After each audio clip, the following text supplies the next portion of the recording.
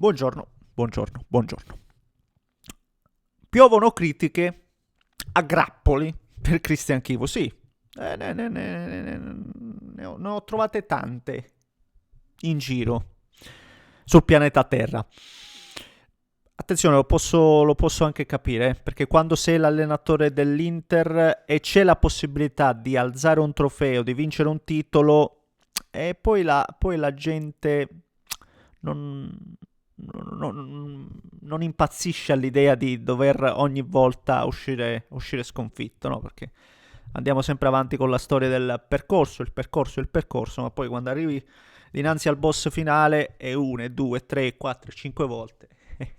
Se vieni sempre battuto, poi ti girano anche un po'. Quindi io, attenzione, posso anche capire chi non l'abbia presa bene, a caldo neanche io, ma oggi, 20 dicembre, non me la sento minimamente di imputare questa sconfitta, perlomeno non unicamente all'allenatore, perché è troppo facile ogni volta dire l'allenatore. L'anno scorso, bella la stagione, bello tutto, arrivi a fine anno, chi l'ha perso? Chi ha perso tutto? L'allenatore che se n'è voluto andare via, che ci ha fatto vincere poco in questi anni, senza valutare il lavoro che c'è stato, è un valore di cui lo stesso Chivo oggi a cui può attingere. Quindi cerchiamo di responsabilizzare anche un po' i giocatori se possibile. Poi certo, ieri secondo me anche per quanto mi riguarda qualche errore c'è stato, uno in particolar modo, una cosa una scelta non mi è piaciuta di Chivo. Ne parliamo, ritorniamo un po' sulla partita, ritorniamo anche sul qualche episodio arbitrale, perché ieri onestamente poi capisco il momento a caldo, anche io, tu dici no ma poi però ci dobbiamo rasserenare e non ci dobbiamo far ridere dietro, eh. No, non ci facciamo ridere, è una cosa che non mi piace, non facciamoci ridere dietro. Ne parliamo e come se lo facciamo, signori miei. Prima, come al solito, vi invito a lasciare un like per soddisfare l'amico algoritmo. Iscrivetevi se volete seguire i prossimi contenuti. E oggi che c'è stasera? C'è Juve Roma stasera, o sbaglio? Mamma, mi devo aggiornare su Cotto. Cioè, sto arrivando cotto a questa pausa, che poi non c'è nessuna pausa a Natale. Un po' così. E niente, trovate tutti i profili in descrizione. Grazie per il supporto, grazie per tutti i commenti, per tutto il resto. Siete sempre favolosi. Ecco, questo bisogna assolutamente dirvelo. Allora. Partendo da Chivo, innanzitutto in tanti non hanno gradito le scelte, Lautaro perché non l'ha messo, quando giochi queste partite ci devi andare con la tua miglior squadra.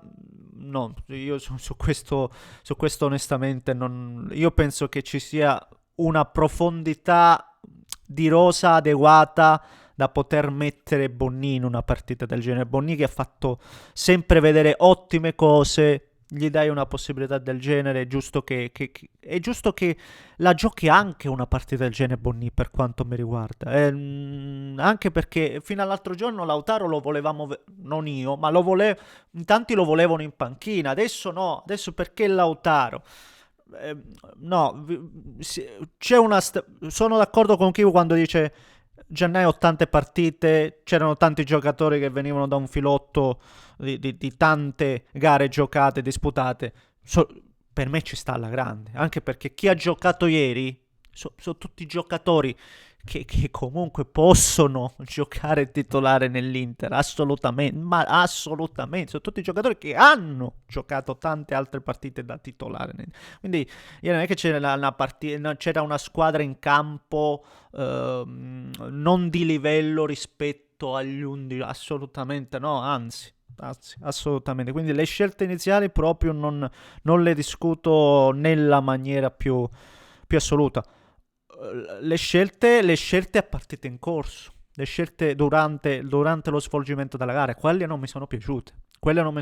Alcuni cambi li ho trovati assolutamente tardivi. Luis Enrique, ho visto la Gazzetta, gli ha messo 6,5. Ma io non lo so se le vedono le partite o magari vedono gli highlights, perché se vedono gli highlights posso capirlo, perché negli highlights figura l'unica giocata che fa Luis Enrique, salta l'avversario e tira e pararavaglia, l'unica giocata che fa in 90 minuti, per il resto è stato un compitino continuo, dove non ha mai saltato l'uomo. Quella volta che ha provato ad arrivare in aria ha sempre o perso la palla o buttata in mezzo così un po' a casaccio. Ha fatto una partita oscena per quanto mi riguarda Luis Enrique, oscena.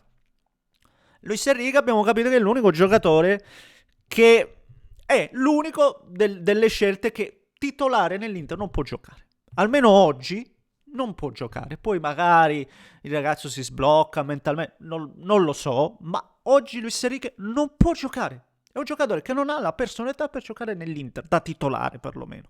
Poi magari fa qualche minutino qua e là. Non è un caso che entra Diouf e doveva entrare molto prima, doveva entrare almeno 10-15 minuti prima Diouf e magari lo stesso Lautaro davanti, non gli diamo l'ultimo, che poi non mi ricordo neanche se al 70° sono stati fatti o meno, forse più avanti ancora i campi. Dovevano arrivare un po' prima, perché Diouf poi quando è entrato saltava sempre l'avversario, sempre, veniva dentro il campo, creava scompiglio, sempre, continuamente. E soprattutto l'errore più grave, il più grave di tutti, è stato quello di tagliare Zielinski. Zielinski è una scelta completamente incomprensibile per quanto mi riguarda la scelta di Zielinski. Per me incomprensibile. Incomprensibile non tanto, magari anche per il fatto che era il rigorista disegnato ieri per la gara di ieri. Infatti era andato lui a prendere il pallone e doveva cacciarlo lui, quello che fu assegnato su Bonni, e poi ci arriviamo al discorso arbitrale. Non tanto per questo, perché poi di specialisti l'Inter ne ha uno. L'Inter ne ha uno, tutti gli altri sono anche bravi. Lo stesso Lautaro era assegnato, ma tanti rigori li ha sbagliati. Non è che c'è uno più bravo degli altri. Di Marco che magari poteva tirarlo, non se l'ha sentita, non lo so. Ma Di Marco pure lo sbagliò il rigore. Non mi ricordo se a Parma o Verona, chi era che lo tirò, se non sbaglio traversa. Non ne abbiamo rigori. Il specialista ce n'è uno ed è Cialanoglu. Quindi le scelte in virtù dei rigori, più Esposito da mettere che poi non lo mette,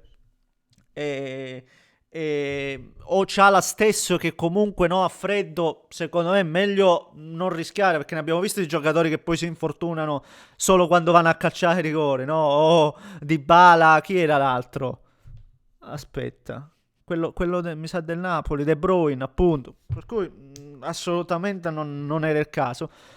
Però Zielinski che lo toglie a 5 minuti dalla fine, tu rischiavi di non arrivarci i rigori, perché tanti poi passa inosservato perché fortunatamente non ti fanno male, ma Sucic che entra al posto di Zielinski a freddo fa una roba che prova a fare uno stop o un disimpegno che invece mette praticamente con la porta spalancata a Fabian e deve fare un grandissimo intervento Martinez. Va bene, fantastico, perché abbiamo visto ancora una volta una affidabilità da parte di Pepu, benissimo.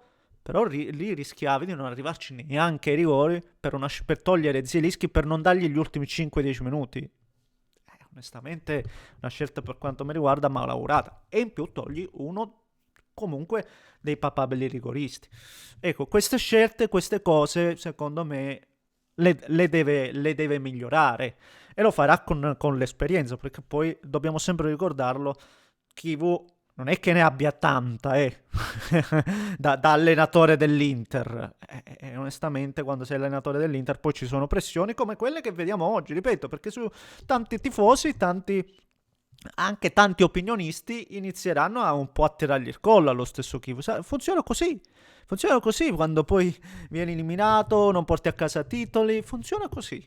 E lo sappiamo benissimo. E lui dovrà farsi un po' le ossa da questo punto di vista. E poi, come dicevo all'inizio video, per chiudere, sono andato già anche un po' lungo, e non facciamoci ridere dietro, perché ho sentito anche chi ancora protesta per il rigore non dato a Bonnino. Non scherziamo. Anche io ho visto inizialmente a velocità normale durante lo svolgimento della gara davanti al televisore, sembrava rigore. Poi lo vai a vedere con tutte le inquadrature del caso, non è mai rigore in tutta la vita, non è mai rigore. Anzi, se vogliamo veramente, è più Bonni che in qualche modo comunque allargando la gamba, va a commettere. Non dico che vada lui a commettere fallo, perché lui va solo, no, a prendere posizione, ma non si può fare, non serve. L'abbiamo visto anche in Milan Sassuolo con Pavlovic che dire. Non funziona così. Per cui assolutamente non c'è nulla di cui protestare, anzi, diciamo una roba, visto che siamo sempre a criticare il VAR. Il VAR è uno strumento fantastico, io l'ho detto sempre, è l'utilizzo che va capito, l'interpretazione, sti protocolli che a me non piacciono per nulla, ma il VAR, lo strumento VAR è qualcosa di grandioso, è qualcosa di grandioso, e ve lo dico ieri che se non ci fosse stato il VAR molto probabilmente saremmo in finale, ma con due errori clamorosi, con due sviste clamorose, perché su Bissek che fa una roba brutta, ma veramente brutta, più lo vedo più goffo in una maniera incredibile, non aveva dato rigore, un rigore nettissimo, e a Bonny tu avevi preso rigore. Quindi il VAR ha sanato due situazioni oggettive, per cui se ne parla solo quando poi non lo sanno adoperare questo benedetto VAR. E così è troppo facile, così è chiaro che ogni volta no, ma lo devono togliere, lo devono togliere. Se togli il VAR, ieri vediamo tutta un'altra partita, sbagliando, e di che parliamo? Di che parliamo? Va bene, signori. Sono andato anche un po' lungo, perdonatemi, vi abbraccio caramente e niente, fatemi sapere cosa ne pensate voi, commentate, likeate, se volete iscrivetevi al canale, un grande abbraccio. Taneschio. Fatemi sapere sempre se si sente bene, perché datemi sempre dei feedback.